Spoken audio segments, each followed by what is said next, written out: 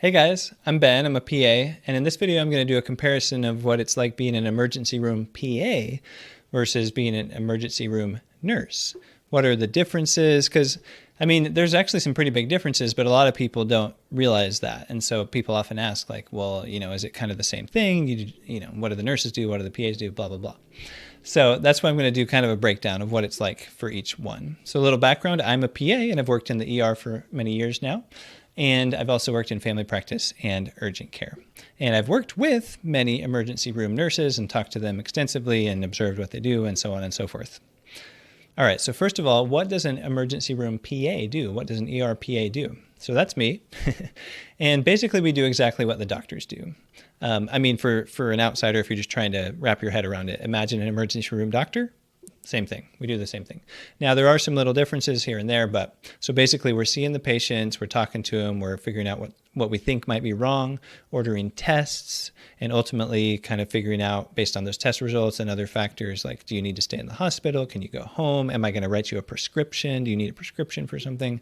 Am I going to kind of refer you to a specialist outside the hospital? Or do you need to stay in the hospital and see a surgeon or see another specialist and blah, blah, blah, blah. So that's what doctors do in the ER, and that's what PAs do in the ER.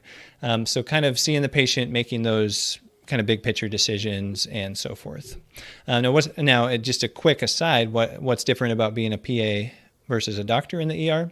The doctors tend to work a little bit more with the critically ill patients, the ones where their heart stopped or they're having a stroke or something like that, or they need to be intubated. Doctors tend to spend more time with those patients than we do. So that's basically the difference. All right, so contrasting the ER PA with the ER nurse. So what does the ER nurse do? Well, if you know, you know, but if you don't know, I'm going to tell you.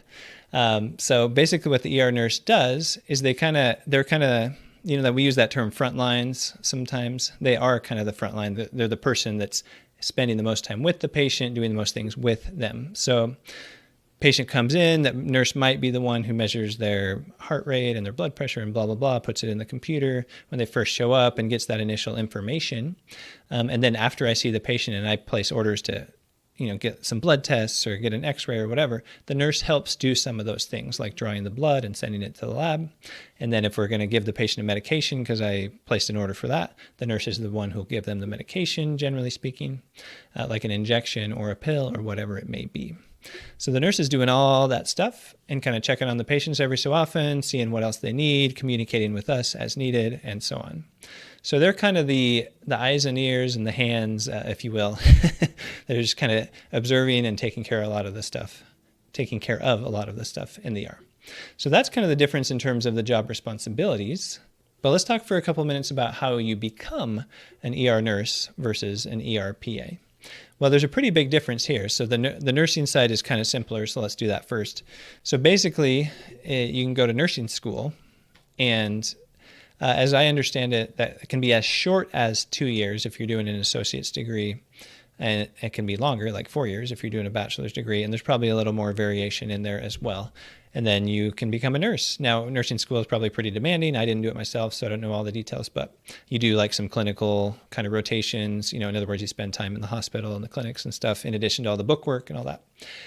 And you become a nurse. And once you become a nurse, you can kind of go work anywhere. They're just going to have, some jobs might prefer somebody with previous experience and et cetera, but otherwise you can kind of just go work anywhere once you become a nurse. Now, how do you become a PA in contrast? Well, to become a PA, you got to get your bachelor's degree, 4 years, get some healthcare experience, maybe a year or two, go to PA school, maybe 2 to 3 years. So that takes like 7 or 8 years to go through that whole process and become a PA.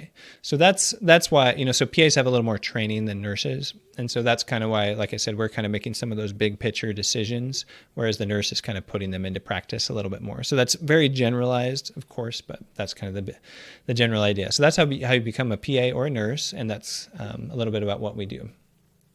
So I mentioned the education. So what about the income? How different is the income between a nurse in the ER and a PA in the ER? Well, typically, historically, you would expect a PA to make maybe 1.5 to 2 times as much as a nurse because, again, we have like more training and we're kind of doing the big picture thing similar to the physician and all that.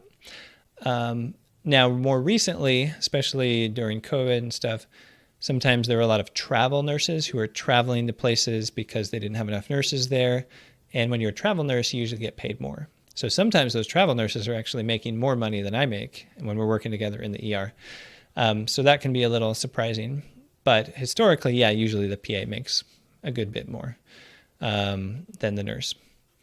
So what about demand? Is there a much higher demand for PAs versus nurses? That's a good question. I think the answer is there's probably a little bit higher demand for nurses than PAs, but they're both in pretty high demand. There's plenty of job opportunities for both, but they're always talking about the shortage of nurses, right? They also talk a lot about the shortage of certain types of doctors. And so we fall into that same bucket. If there's a shortage of primary care doctors, well, guess who's trying to fill that shortage to some extent? Primary care PAs, for example. So there's obviously a pretty high demand for both, basically, is the bottom line. Hopefully that gives you a little better idea of what the differences are between a nurse and a PA in the emergency room. And by the way, a PA and a nurse practitioner are quite similar. We basically do the same thing. And I made a whole video about that, kind of comparing and contrasting PAs and nurse practitioners, kind of covering how you become one and what we do and all the different things. So check out that video as well if you want. And also subscribe to the channel if you want to hear more about the PA career in the future. Thanks for watching. Until next time.